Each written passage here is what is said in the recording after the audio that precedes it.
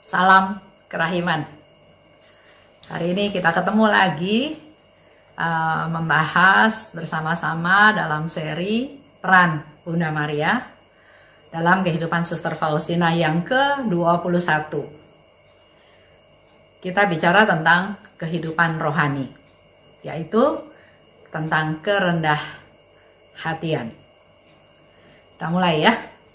Diambil dari diary nomor 1711. Ketika aku sendirian bersama Santa Perawan Maria, ia mengajar aku tentang kehidupan batin. Dalam hidupnya Suster Faustina, dia berusaha bersatu dengan Bunda Maria, ngobrol, ada bersama Bunda Maria, dan dia terus-menerus minta supaya Bunda Maria memberikan pencerahan, mengajar dia. Dan dalam hal ini, waktu dia sendirian bersama Bunda Maria mengajar kepada Suster Faustina tentang kehidupan batin. Dan dikatakan oleh Bunda Maria, kebesaran sejati suatu jiwa adalah mencintai Allah dan merendahkan diri di hadiratnya. Banyak kegiatan, aktivitas, prestasi yang dilakukan oleh banyak manusia. Kenaikan pangkat, kesuksesan, nama besar, pelayanan yang begitu luar biasa, begitu amazing ya, begitu spektakuler. Tapi hari ini Bunda Maria mau kasih tahu bahwa kebesaran sejati suatu jiwa, kalau kita mau punya jiwa yang besar, syaratnya nggak susah. Bunda Maria katakan mencintai Allah. Jadi apapun yang kita lakukan, dasarnya adalah saya melakukan karena mencintai Allah. Contoh, mau dapat posisi yang tinggi dengan berbagai cara, banting tulang, dengan strategi macam-macam, dengan cara diplomasi, dengan cara segala macam, sampai di posisi yang tinggi. Atau karena kita dalam pelayanan ya, mau kasih pelayanan yang luar biasa, yang hebat, yang spektakuler, yang besar, yang nama Tuhan semakin dimuliakan. Tapi yang menjadi barometer, yang menjadi ukurannya adalah kalau kamu mau punya jiwa yang besar, maka di sini dikatakan mencintai Allah. Jadi apa yang kita lakukan bukan untuk saya, bukan untuk nama besar saya, bukan untuk kehebatan saya, bukan untuk kehebatan komunitasnya, tapi dasar dari semuanya adalah karena saya mencintai Allah dan merendahkan diri di hadiratnya. Saya itu nggak bisa apa-apa, nggak punya apa-apa, dan seandainya bisa pun ini semua karena kasih karunia Tuhan. Bukan hebatnya saya, bukan jasa saya. Ini menjadi satu refleksi lagi buat kita semua.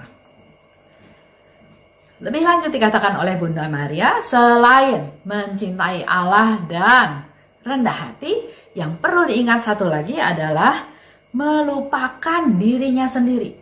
Jadi bukan fokusnya saya, bukan maunya saya, bukan harapannya saya, tapi justru melupakan diri.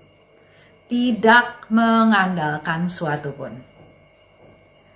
Tuhan memang besar, ya dikatakan oleh Suster Faustina. Tapi ia sangat berkenan akan orang yang rendah hati. Jadi yang dilihat oleh Tuhan bukan prestasi yang besar, bukan nama besar, bukan terkenal, bukan selebritis, bukan hal-hal yang spektakuler. Hal-hal itu hal-hal duniawi semuanya. Yang berkenan pada Tuhan adalah orang yang rendah hati. Orang yang menyangkal diri, orang yang enggak ngotot sama pendapatnya sendiri, bukan orang yang maunya diikuti. Saya punya rencana ini, saya mau diikuti. Menurut saya ini benar, saya yang harus lakukan, ini yang harus dilakukan karena menurut saya ini betul. Itu bukan orang-orang rendah hati. Karena Bunda Maria katakan di sini dengan jelas, iya Tuhan selalu menolak orang yang sombong. Kita sering nggak sadar ya bahwa kita ini sombong. Sering merasa bahwa saya lebih dari yang lain. Dia nggak bisa, saya bisa. Dia ketemu jalan buntu, saya yang urus, saya yang pegang, ada solusinya. Sering kita sombong tanpa kita sadari, padahal semua itu berasal dari Tuhan. Itu rahmat dari Tuhan, itu pemberian Tuhan yang Tuhan berikan secara cuma-cuma. Jadi sebetulnya nggak ada yang bisa kita lakukan sebagai suatu kesombongan, bukan kehebatan kita. Nah, pengajaran dari Yesus tentang kehidupan rohani, yaitu tentang kerendah hatian, ada di 1685 dan 1701. Tadi Bunda Maria mengajar Suster Faustina tentang kehidupan batin, yaitu tentang rendah hati. Tapi saya mau ajak Bapak Ibu untuk tahu juga apa yang dikatakan oleh Yesus tentang kehidupan batin, yaitu ada di 1685. Dikatakan oleh Suster Faustina dalam ibadat jam kudus. Jadi ada momen tertentu ya. Aku minta pada Yesus untuk mengajar tentang kehidupan rohani. Jadi Suster Faustina minta, punya inisiatif, ingin, Tuhan, saya ingin belajar untuk bisa menjalani kehidupan rohani saya dengan baik. Dan Yesus katakan, putriku, hayatilah dengan setia kata-kata yang kusampaikan padamu. Firman Tuhan, apa yang dikatakan oleh Yesus, Yesus mau itu dihayati, itu direnungkan, dikunyah, dievaluasi, sungguh-sungguh direnungkan, sehingga di sini dikatakan hayatilah dengan setia kata-kata yang kusampaikan kepadamu. Jangan menghargai hal-hal lahiriah terlalu tinggi. Juga kalau tampak sangat berharga bagimu. Yesus sudah kasih contoh, kasih rambu-rambu. Sering ya, tadi yang seperti saya katakan, kita sering menghargai hal-hal lahiriah. Contoh tadi ya, pelayanan. Kita ingin supaya banyak orang mengenal kerahiman Tuhan. Kita ingin seminar yang besar. Kalau yang dengar 100 dibandingkan dengan yang mendengar 1000, harusnya kita menjadi lebih senang kalau yang dengarnya 1000. Berarti 1000 orang tahu tentang kerahiman. Tapi di sini Yesus ingatkan, jangan menghargai hal-hal lahiriah begitu tinggi. Hal-hal lahiriah tadi ya, contohnya 1000 orang. Itu hal-hal lahiriah. Juga kalau tampak sangat berharga. Target kita kan mewartakan firman Tuhan, mewartakan kerahiman Tuhan. Jadi kalau yang dengar 1000, harusnya kita merasa lebih berharga karena lebih banyak orang yang tahu tentang kerahiman Tuhan. Tapi Yesus ingatkan, jangan menghargai hal-hal lahiriah terlalu tinggi. Tinggalkanlah dirimu sendiri dan tinggallah bersamaku terus-menerus.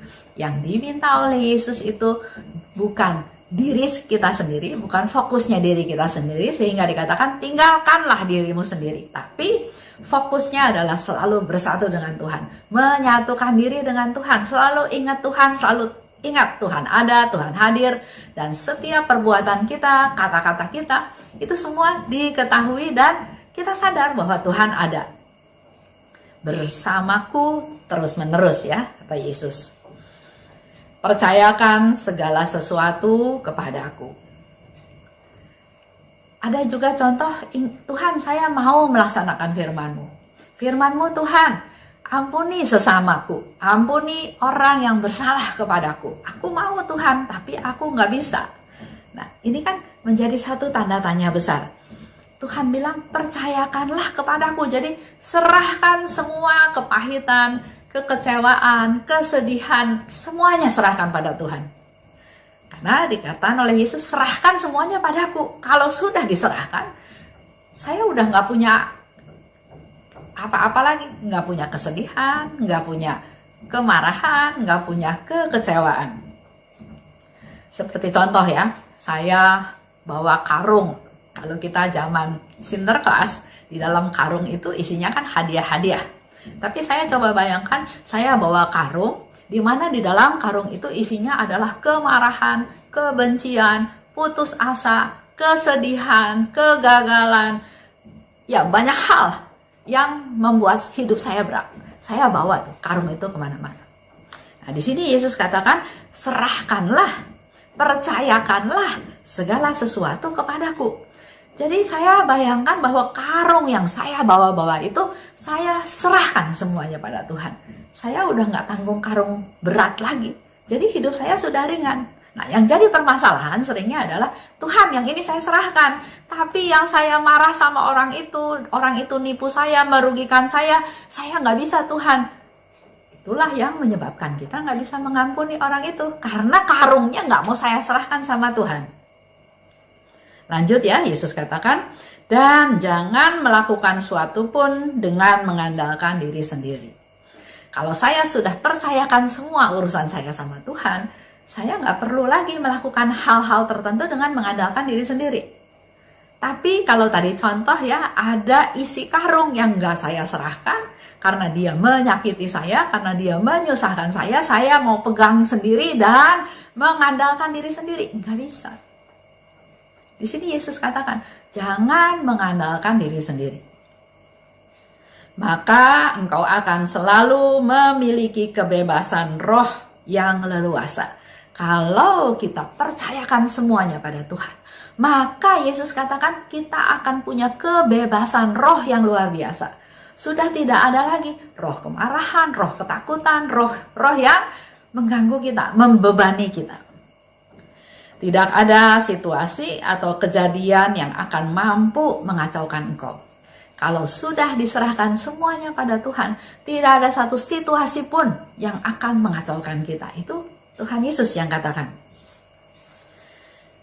Jangan terlalu mengacuhkan apa yang dikatakan orang. Nah, ini masih sering. Kita masih sering nggak terima kalau orang ngomongin kita.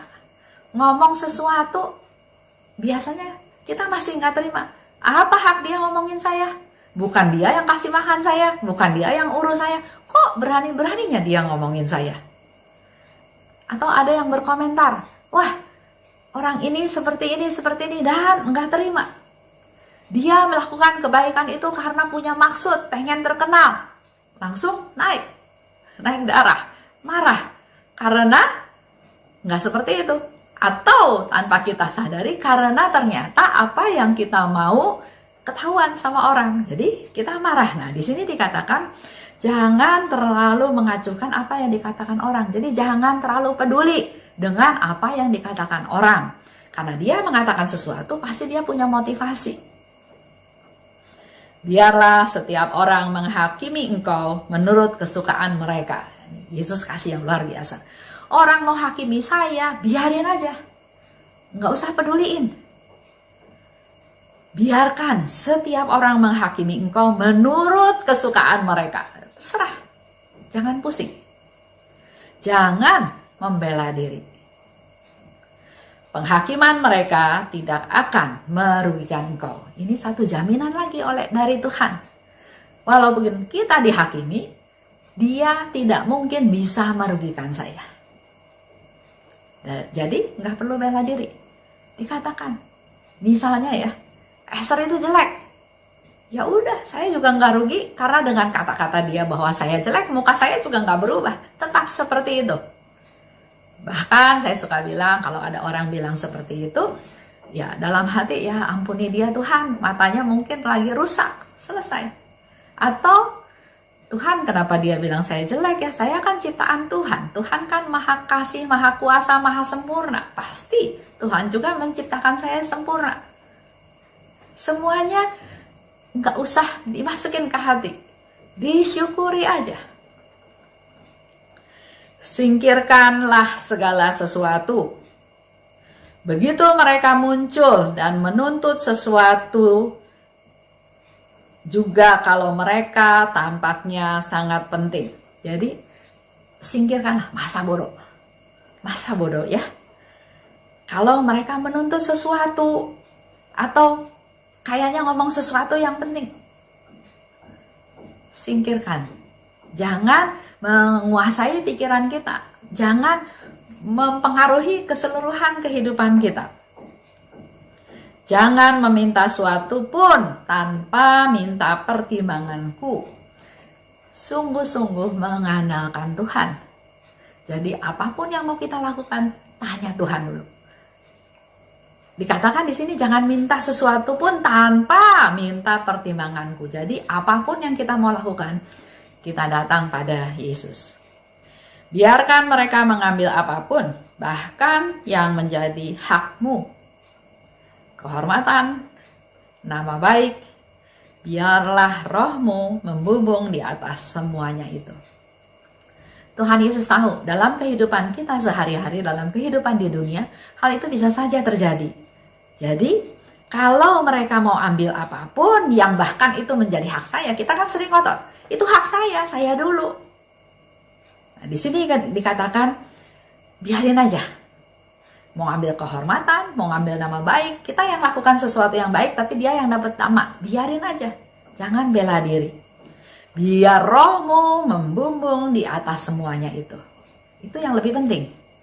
Jadi, bebaskan dirimu dari segala sesuatu. Beristirahatlah di dekat hatiku. Jangan biarkan damaimu dikacaukan oleh suatu pun.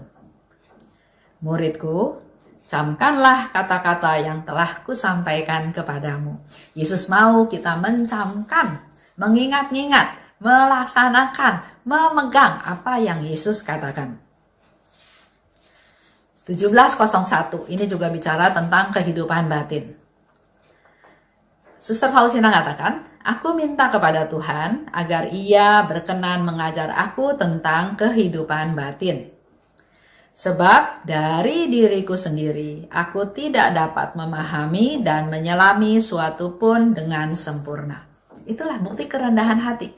Dia tahu dia nggak mungkin bisa menyelami, mengerti dengan sempurna. Oleh sebab itu, dia minta pada Yesus, Yesus, ajar aku tentang kehidupan batin.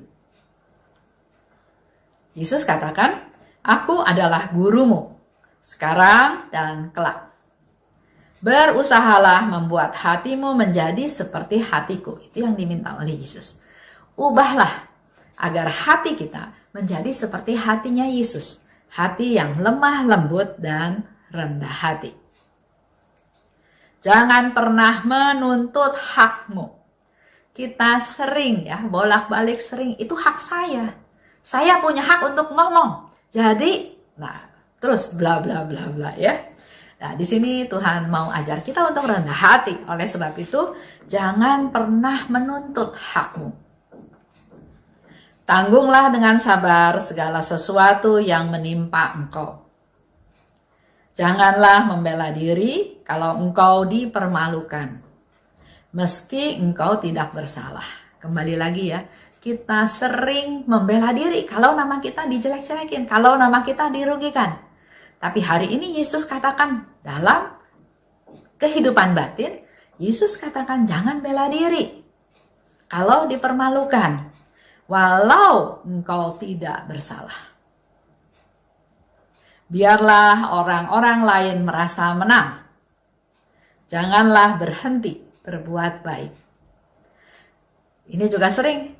Oleh sebab itu Yesus katakan seperti itu, karena kita sering berbuat baik. Bukan ingin dibalas ya, tapi sering, Tuhan saya mau berbuat baik. Tapi yang sering terjadi juga, kalau saya berbuat baik dan ternyata orang menerimanya sebaliknya, terus kan kita suka pikir, buat apa saya berbuat baik padanya? Apa gunanya? Dia nggak terima perbuatan baik saya. Ya sudah, tidak usah berbuat baik lagi. Tapi Yesus di sini katakan, janganlah berhenti berbuat baik.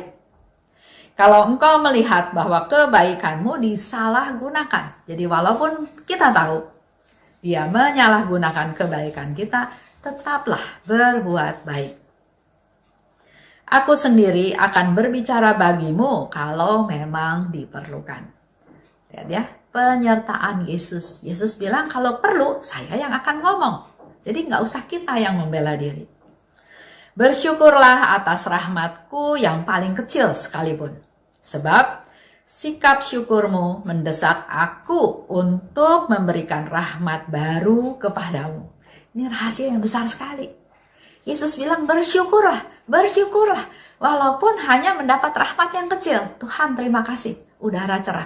Tuhan terima kasih, saya masih hidup. Tuhan terima kasih karena saya sehat. Banyak sekali yang bisa kita syukuri hal-hal yang kecil. Karena Yesus katakan dengan sikap syukurmu seperti itu, tanpa kita sadari kita lagi desak Yesus. Untuk Yesus memberikan rahmat-rahmat baru yang lain kepada kita. Semakin kita bersyukur, semakin kita mendesak Tuhan untuk memberikan rahmat-rahmat baru yang lain kepada kita semua. Itulah wejangan, nasihat, janji Tuhan yang kita terima hari ini melalui kehidupan batin. Jadi buat Bapak Ibu jangan hanya fokus pada kehidupan duniawi. Kita ini manusia rohani, oleh sebab itu kita juga perlu memperbaiki kehidupan batin kita. Dan kehidupan batin itu tadi dilatih dengan cara-cara seperti tadi, di mana Yesus sudah banyak memberikan contoh, jangan bela diri. Kalau kita dihakimi, biarin aja orang itu mau hakimi seperti apa. Biarin dia menang. Jangan nuntut hak. Kalau perlu, Yesus bilang, Yesus yang nanti akan ngomong. Tapi dia mau mengajar kita untuk rendah hati. Karena rahmat Tuhan, Yesus katakan hanya mengalir kepada orang-orang yang rendah hati. Dan terakhir, Yesus kasih nasihat yang bagus sekali. Bersyukurlah walaupun cuma dapat rahmat yang paling kecil sekalipun. Karena dengan syukur itu, kita mendesak Yesus untuk memberikan rahmat-rahmat lain yang lebih besar yang kita perlukan. Rahmat-rahmat baru Yesus akan terus berikan kepada kita. Jadi Bapak Ibu jangan jemu-jemu, jangan bosan-bosan untuk terus bersyukur. Dalam hal sekecil apapun. Terima kasih atas perhatiannya. Salam kerahiman.